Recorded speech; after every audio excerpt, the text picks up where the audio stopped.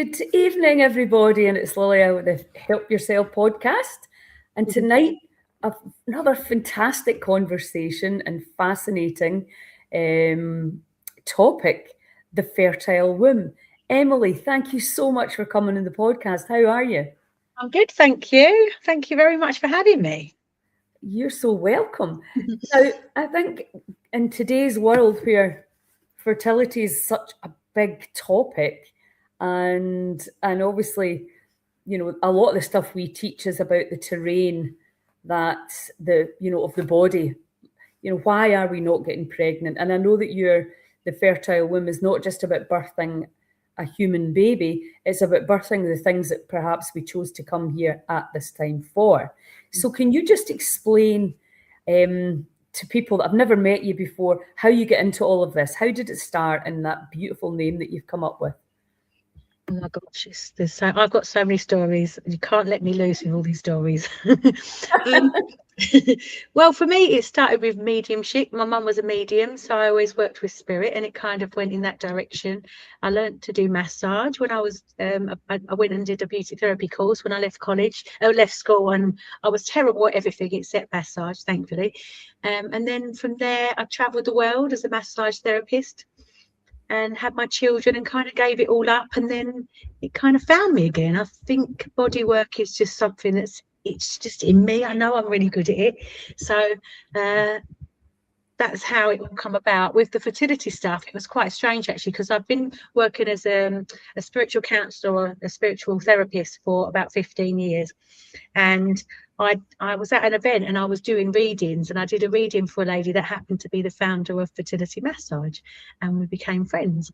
And she kept saying, you need to learn this modality, and I wasn't really interested because I was already quite busy. And then in the end I gave in and I learned the modality, and my first case study fell pregnant on her first or second session. So I thought, oh, actually I quite like this. So that's how the fertility stuff come about. I think I was saying to you earlier, I've always been a bit of a fraud because I'm super fertile. I've never had any problem falling pregnant. I've never had a miscarriage, thankfully. And I always felt a bit like a fraud. But I realised a few years ago that this isn't just about birthing babies. This is about helping women rebirth themselves, birth ideas, birth books, birth like versions of themselves. So there's far more to it than just fertility.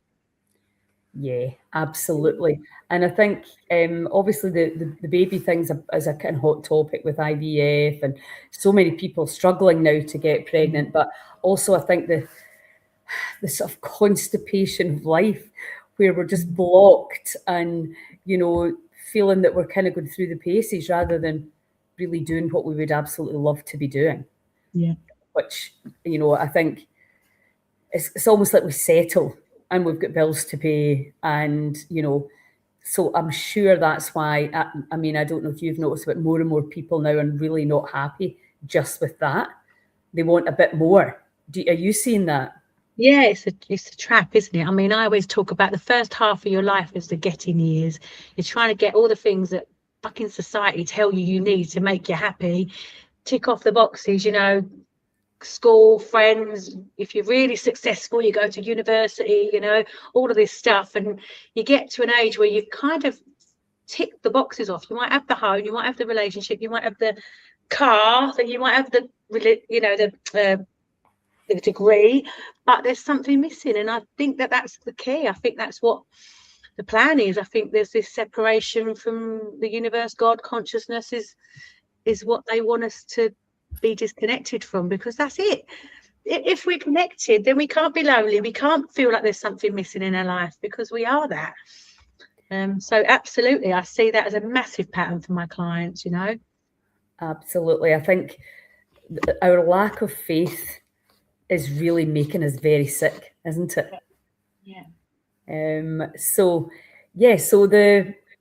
you're going to be coming to Scotland. So we'll just talk about this anyway, because you're going to be coming to Scotland with your powerful course. We don't quite have the dates yet, but if people want to be, and we were talking about this before we went live, it's not just for massage therapists, it's for anybody really. Yes, if you've got a little bit of understanding around ANP or massage, that can help, and you get midwives, you get PTs coming. So, but really, generally speaking, if you're getting a calling for this, then you can attend, yeah?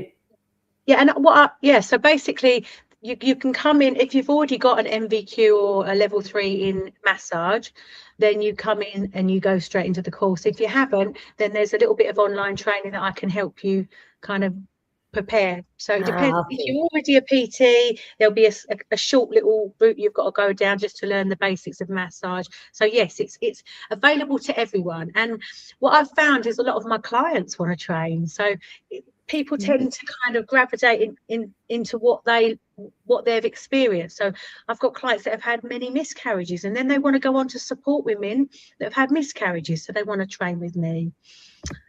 I've got a client that I've just trained that's a midwife, so it's just for anyone. One of my ladies I've trained in Ireland, she only wants to help women in menopause. So absolutely, it's not just about fertility, it's for helping women of all ages. Yeah, that's brilliant. So tell us what you do in this 4-day course, isn't it? Yeah, it's a 4-day course. It's life-changing. I think a lot of the women come along thinking they're just going to learn a new skill, and little do they know that they're going to completely change on every level, because it's a real emotional kind of detox, really. But I want to get you in the best shape you can be in, so that you can support the women that come to you. So we kind of work through the maiden, the mother, and the crone. We work through your own birth trauma from your own birth. We work through ancestral trauma, because a lot of the reasons that women aren't falling pregnant is because of ancestral trauma. So I work on that with my students as well. So by the time they finish the day 4, they're like, oh my God, they've created a sisterhood of women that they've all supported each other, they've all worked on each other, they've all bonded, and they've all transformed, and they're going to go out and change so many people's lives, because this is, I believe, part of my role on earth is to train as many women as I can, because we need these babies to be born. So I'm on a mission. Yes, absolutely. Now, you mentioned earlier that your mum was a psychic. What was that like growing up? Did she keep telling you who was around you? Not so much that. It was just quite normal. She sat in circle with Tony Stockwell. He's quite a famous Essex Yes. and so that was quite normal for us. I used to go with her to the spiritual churches, and my dad actually did Tai Chi, so that was quite unusual back then. Yeah. So I was quite lucky to be brought up in that sort of environment. So Yes. it just was normal. And so you clearly inherited her psychic gifts. And Definitely. much as you were saying to me, which I thought was interesting, the kind of idea of telling somebody that their granny was there, and it just seems a little bit old-fashioned now. So you use your psychic powers differently. So can you just explain that to us? Yeah. I thought I did want to be a medium when I was young. I was like, I really want to be. I want to be on the stage, and I want to do platform work. But I realised that it wasn't enough, really. I mean, especially if you're in a group, you can't. I want to change someone's life. I can't give them a little reading and tell them that their nan's here and she's got a walking stick and she died in this way. It's not going to transform them. So yeah, I still work with mediumship, definitely, but I work with it in a completely different way with my clients in a group or in one-to-one sessions. Yeah, so you just bring it in as you feel is kind of relevant with each individual. I just think we are that. Like, I don't think that you can turn it off, really. It's intuition, isn't it? Yes. But with a client one-to-one, like when I work with matrix, I call it matrix. I don't call it. It's called matrix reimprinting. So I'm working with a client and I take them back to a memory where they made a limiting belief. So maybe you'll take them back to a situation that happened at school where they got bullied. What happens with me is I'm given a picture. I kind of see it in my mind's eye as a screen. So yeah, I'm often given the trauma. I'm shown where I'm going to go before the client even knows where they're going to go. Right. So wow. That's kind of how I work it. And then I also bring spirit into a session. So quite often we'll work with a client and I feel like maybe they've lost a loved one or there was a conversation that needs to happen. So then I will just hold space and call in that person so they get to have a final conversation. Oh, lovely. Very healing. Yeah, it is. So obviously, like most of us now, when somebody asks, what do you do? You're like, well, I've done 500 courses. I've read 3 million books. I've trained with, 200,000 different people. It can be quite difficult to, that's why I love doing these podcasts, so you can really get a conversation and people can, even from a website, people don't read nowadays. Their attention spans like this. So to really truly understand, because not only do you run courses, but you do one-to-one sessions, don't you?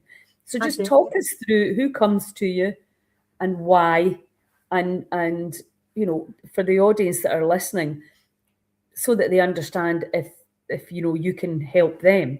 Yeah. So in person, I work from a clinic in Brentwood in Essex. That's where people come to me for womb and fertility massage, which I do. And I also see clients in one-to-ones in person with matrix re-imprinting and EFT and kind of like spiritual counselling sessions. But I also do them on Zoom. So I have clients all over the world. So I can help anyone like that. I've also created a miscarriage package, which is an online package for women that have experiencing miscarriage, because what I saw a pattern of is just how unsupported they felt and lonely and secluded. And I thought, right, I can, there's only one of me, I can't help everyone. So I put together this package. It's really affordable. I think it's 35 quid, I'm not sure. And it's just an online EFT package, but I put together all of the information and the knowledge that I've picked up over the last 15 years into that, so people can just buy that online. I've also got one for fertility, which is quite similar, which is EFT as well, and meditations.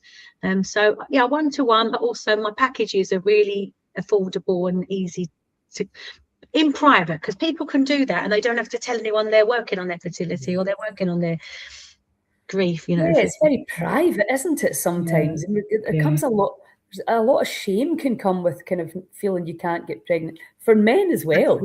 It's almost kind of like, well, why did we come here if we've lost the power to procreate? So that's and is that on your the Fertile Womb site? Yes, so on my Fertile Womb site, yeah. I mean, for me, I think a lot of the time it's getting the mum prepared spiritually, because I think the babies are such high frequency that are coming in now. They need their mums that have got their shit together, basically. So I think that's my job. I always say, right, forget about falling pregnant. Let's just work on you as a woman, because these babies are sitting here waiting for you to maybe just clear that one more layer of trauma or do that little bit more shadow work, because they want to hit the ground running when they come onto earth. They don't need to be dredging through all their mum's ancestral trauma like we've had to do. These babies they've got work to do. They've got to save humanity. Love it. It's the simplest things, Sometimes it's just clearing some kind of trauma or birth trauma. It could be something that there's been passed down to mum, like from mum or from nan. So it's just the simplest things sometimes, not always physical. I know, because I mean, it used to be quite a well-known thing that if somebody adopted a child within 9 months or 10 months, they were having their own natural baby, and it's like it's almost like we understand there's something strongly, and that desperation as a woman.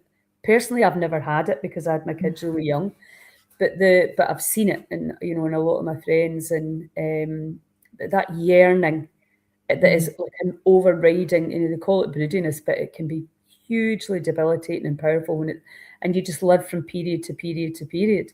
And my niece, she had IVF, but she found this incredible guy who was like, we need to get the terrain right for the seed to land in. Absolutely. So we started, adjusting our microbiome, and the next IVF worked, and I was like, wow, this man. And he sadly just retired, because really I think you'd be very lucky to meet somebody with that level of wisdom. And it's always the same. There's different angles you can address it from, making sure you're physically strong and well and ready, because the body's genius, isn't it? It's like, no, you're not getting pregnant just now, not ready. But often it's the belief systems, though, because if a woman has been told at a young age, maybe say for instance, this is really common, like 78% of women that come to see me have had a termination. So when they've had a termination, they might have been told by the doctor, oh, you do know that's going to affect your fertility in the future, or they might have read that in a magazine or watched it on in TikTok. Then the body's listening and responding. So then the womb starts to shut down and get sad. So sometimes it just means clearing a program like that. Yes. Okay. And also it can feel like it's a punishment if you've already had a termination and then you're not. So the stories that the mind makes up are obviously holding us back. I mean, that's basically what I teach, your stories, your concepts, your labels, most of which are absolute nonsense. And we just believed them. And you know, it was interesting. I was in a court in Essex, actually, in Chelmsford last week. Oh, that's near me. Hi. So I didn't realise that's where you were. And one of the, like after the 2008 crash, I kind of left and went to live in Malta. And I thought I never want to employ people again, and I don't want any overheads. And I've lived with that mantra for 15 years. And at the course, I was thinking, I was like, you just held on to that. Made that story up about it. And yeah, I mean, I can do that if I want, or I could maybe lighten up around it and think, you know, is it time to revisit these rules that I've made? You know, it's and I mean that's a very kind of light-hearted example, but we're doing that all the time, aren't we? Absolutely, yeah. You know, yeah, it's exactly. The concepts that we have. Listening and responding constantly, and it could be even a conversation that you overheard. Like if you overheard as a young girl, if you overheard your older sister saying, "Oh my God, you know, I'm never having another baby. It was so painful." Could be something as simple as that, and the body goes, "Wow, I'm not doing that." Yeah, absolutely. Right. So you actually do these massages in your clinic. Right. Yep. So that's great. So that's why we need to get you up here teaching people. My friend Laura, actually, who works at the Health Hub, I'm sure she'd be fascinated to do it. She does lots of different things. And it's more than massage. It's fascia. It's energy work. It's also breath work. It's actually I teach the women to kind of prompt the women so that we're kind of intuitively tuning into their own stuff that they need to clear while they're breathing. So there's just so many layers to it. Yeah, fantastic. Now you've also created something pretty goddamn hilarious and powerful. Remind me of the name because it's a big law. Oh, dear. Oracle cards for 21st century kick-ass goddesses. I don't know if you can see that. It's even got an explicit warning sign on the top. I didn't actually need to put that on. I just put it on for effect. Yeah. Can you just pull one for us? Yeah, I got a couple of my favourites out. So I actually had a vision of these cards in about, well, it was COVID time when we was in lockdown. I was on my trampoline bouncing up and down. I kept hearing kick ass, kick ass, kick ass, and I couldn't work out what it was, whether it was a program I needed to bring out or what. But then I realised it was the cards. So yeah, that was my first card that came to me. It's called Chuck It in the Fuck It Bucket.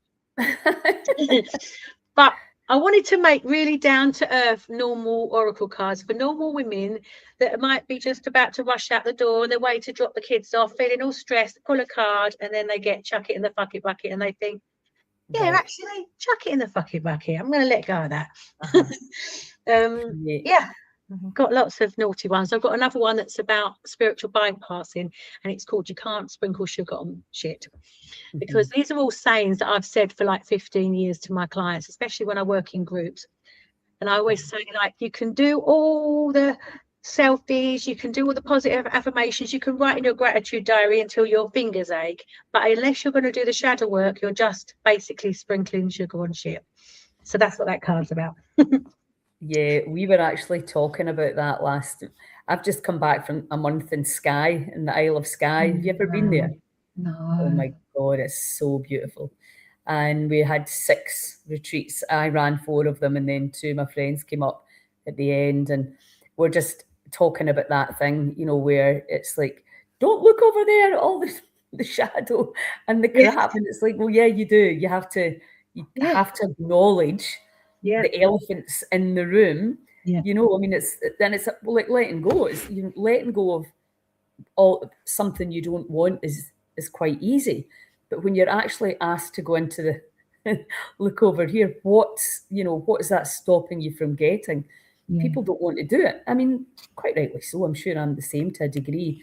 Well, certainly used to be. You know, you're just like, you don't want to talk about things you've done in the past or not done, or things you've said or not said, whatever. That and I think in the kind of crazy spiritual world can be every bit as mental as the allopathic world. that you know, acknowledging we all have dark and light in us, and that's where we need to be looking, especially if we want to heal. Yeah, definitely. And the thing is, that's what we came here to do. That's how we grow. That's how we ascend. That's how we get better. That's how we get wiser. I know. Well, I just created a retreat called 528 because I don't know if you heard it or seen the Love Tuners. Oh. It's a little flute. It's a little flute that it's just the key of C. It's 528 frequency. Yeah. Oh, and basically, when you blow it, it turns you into a 528 singing bowl. And, you know, it's all about getting onto that frequency of love as many times a day as you can and to stay in it. And I mean, that's a challenge right now with the madness all around us. And I think as well with people struggling, you know, a lot of people are struggling, so they're attacking because they really don't understand, you know, relationships are breaking up and some people are ascending, some people are descending, and some people are seesawing up and down. You know, so when I discovered this love tuner and I spoke to the guy who was got the download in his meditation, and he was just saying, you know, you can get enough people on this. They were putting it into schools, and after 6 months, the bullying was gone. You know, he wants to get into prisons, and it just almost seems too good to be true. But I think that, I mean, I've sold 100 of these straight off the bat, but I was like, how many people are actually doing it? You know, because when you go out of state, you know, that's how you get back in. I've got it hanging around my neck all the time in the car. I just blow it and blow it. I mean, it's just so nice. And then it becomes the psychology of it. You're just like, I know it's there, you know, so I know that means to me. I was thinking, how cool would that be to help people stop vaping and smoking? Well, do you know what? I sold one to this guy who I was talking at a CA convention, and lots of people bought them there. And they said that he started doing that instead of smoking. Yeah. Instead of vaping. The world would be a completely different place, wouldn't it? If everyone did that. To do, you know, if you're nervous and all that. I mean, don't get me wrong. A lot of people bought them for their kids, and it drives them insane. Because my pal sent me a video. His kids are. But yeah, especially if you live on your own and you know, it's just a great tool, a great way, because, you know, I mean, life can be difficult for sure. And it's great when you're absolutely into EFT and you understand about letting go and you know that world inside out and back to front. Although I just did a podcast with a woman called Irina, and she did some tapping with me, and I thought, I'm not doing this enough on myself. Changing. And the thing is, you think, how can this work, you know? But I really believe that EFT prepared me, because I've had a bit of some things happen like a few years ago, and I just think, God, if I hadn't have been tapping for all this long and had got myself in a position where I knew how to self-regulate and to empty the vessel myself, I don't know how I would have coped. So I tell everyone to do it, especially go on YouTube. There's so many videos for free. I've got a link I can share you of me talking about how to tap. It's just phenomenal.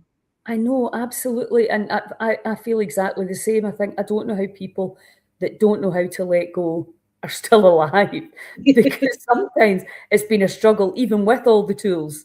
where you're just like, going, oh my God, get me out of here. I met one of my friends out in the street yesterday and she's like, I just want to go and live in the hills. I need to get away from the madness. Like, you know what, though? It's just whatever timeline you're on. I just think that is not on my reality. So I'm not even gonna. Yes. It's not even about spiritual bypass. And I know we know what's going on, but it's just like, I think we can get sucked into all the stuff that's going on, can't we? And then it can affect absolutely. That's one of my main. I should have done it as a card. My next batch. I've got a plan for my next pack of cards. What are you going to call them? I don't know if I want to tell you. Come on. I'll tell you after. It's a secret. Okay. Yeah, I always just say, and that is not on my timeline. That is not on my timeline. That is not on my timeline. When people say, "Oh God, you know this money crisis and everyone's scared," I'm like, that's not on my timeline. No, absolutely. It's funny because I've just started. Well, I started Heal Scotland a few years ago, and it was literally a postmenopausal, affair, and I just kind of, did a few events. We set it up as a charity.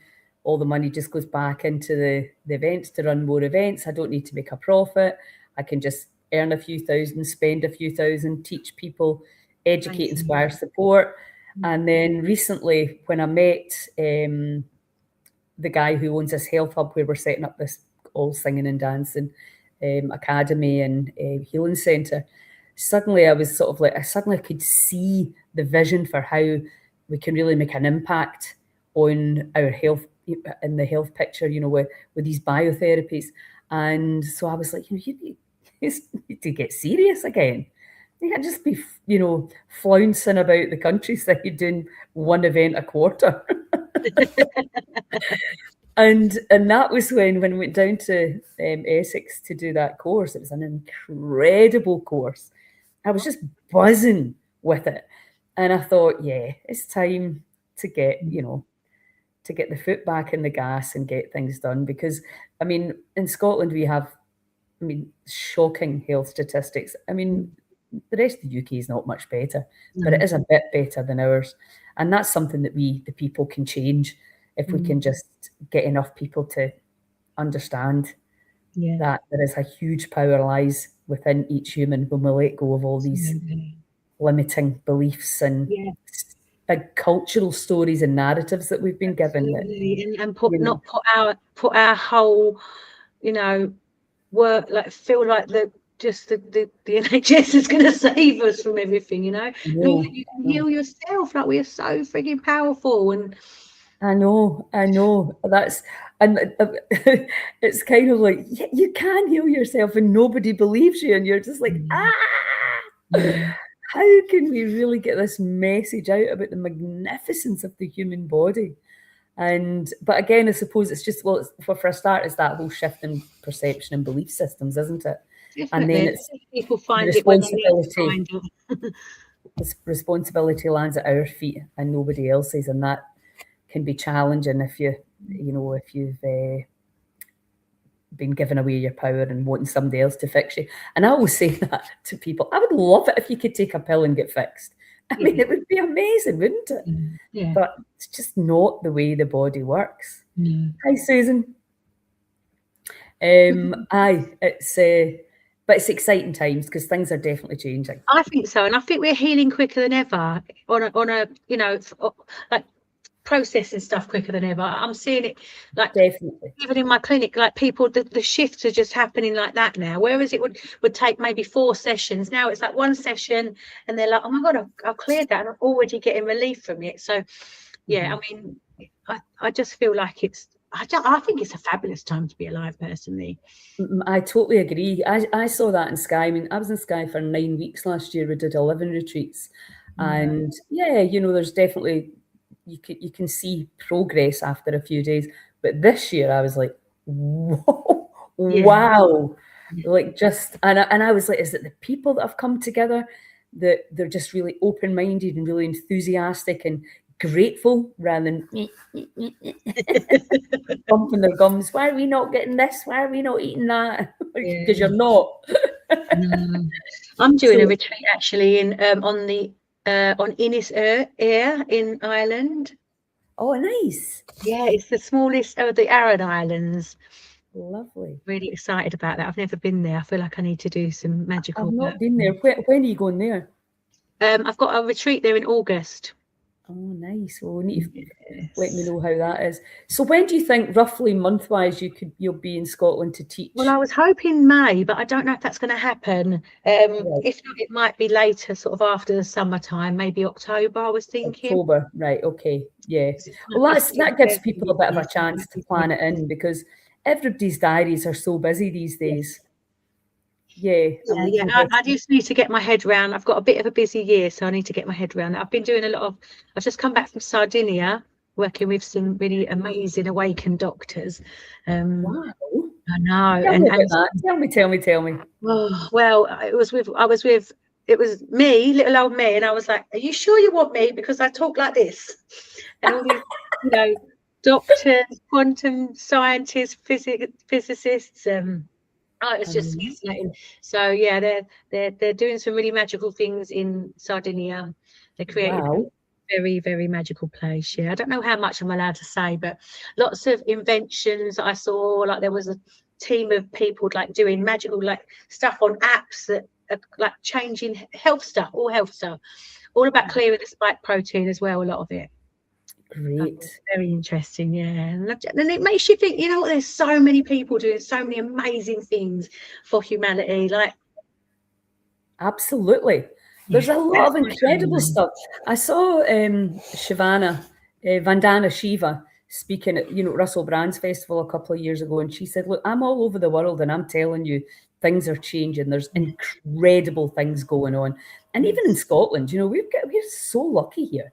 There's things popping up, and we've got a lot of really incredible equipment that can really help the body, and safely, without causing other problems further down the line. So that's where we need to put our focus. We understand that things aren't great in a lot of areas, and we have to get it changed. And we also, I think, most people understand the politicians ain't going to fix it, and either's big pharma. So I think we have to realise now we need to get back to our communities and start growing our foods and looking after each other. It's coming. You can feel it. It is. It's coming. It's so close. We just got to keep blowing the whistle, your 528 whistle. Yeah, exactly. Expanding our hearts, training as many people as we can, getting these babies born. Yes, exactly. Exactly. Well, listen, I really look forward to you coming up to the hub and spreading this wonderful message, getting all the babies born. I'm a big baby fan. So listen, it's lovely to chat to you. And I've put your website in there, and I've also put the link to the Oracle cards. So if anybody listening live or in replay, and keep an eye on because we'll put your event on the Heal Scotland events page when it comes, when you get the date in, when you get your diary out and get it organised. Yeah, I will. I promise you, I will. Amazing. Well, listen, thank you so much. Thank you so much. It's been really nice. And I'll chat to you really soon. Thank you. Night, everybody. Thanks for joining. Ciao.